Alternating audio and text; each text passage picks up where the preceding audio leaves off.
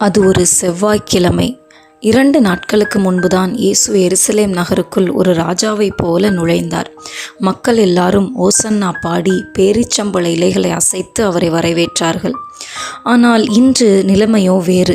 நகரமே ஒருவித பதற்றத்தில் இருக்கிறது. இயேசு தேவாலயத்திற்குள் நுழைகிறார். அவர் சும்மா சுற்றி பார்க்க வரவில்லை, மக்களுக்கு போதிக்க வந்திருக்கிறார். அங்கே இருந்த மத தலைவர்கள், அதாவது அன்றைய காலத்து பெரிய மனிதர்கள், இயேசுவை எப்படியாவது சிக்க வைக்க வேண்டும் என்று காத்து கொண்டிருக்கிறார்கள். அந்த தலைவர்கள் இயேசுவிடம் வந்து கோபமாக கேட்கிறார்கள், நீர் எந்த அதிகாரத்தினால் இவைகளை செய்கிறீர்? இந்த அதிகாரத்தை உமக்கு கொடுத்தவர் யார் என்று கேட்கிறார்கள். அவர்கள் இயேசுவை ஒரு பொறியில் மாட்ட பார்க்கிறார்கள். அவர் கடவுள் என்று சொன்னால் குற்றம் என்பார்கள், நான் தான் என்று சொன்னால் பைத்தியம் என்பார்கள். ஆனால் இயேசுவோ மிக சிறந்த அறிவாளி. அவர் அவர்களுக்கு பதிலுக்கு ஒரு கேள்வி கேட்டு அவர்களை பேச முடியாமல் செய்கிறார். அப்புறமா கூட்டத்திலிருந்து ஒரு வேத அறிஞர் முன்னே வருகிறார்.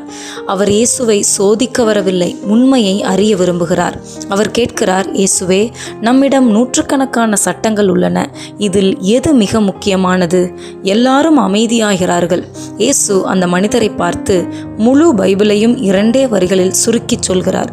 உன் முழு இருதயத்தோடும் உன் முழு ஆத்மாவோடும் உன் கடவுளாகிய கர்த்தரிடத்தில் அன்பு செலுத்து.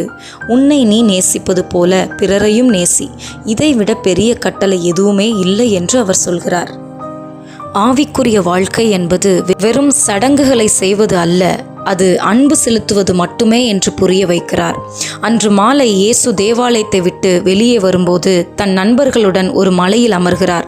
வரப்போகும் கஷ்டமான காலங்களை பற்றி அவர்களுக்கு எச்சரிக்கிறார். ஆனால் பயப்படாமல் விழிப்புடன் இருக்க சொல்கிறார்.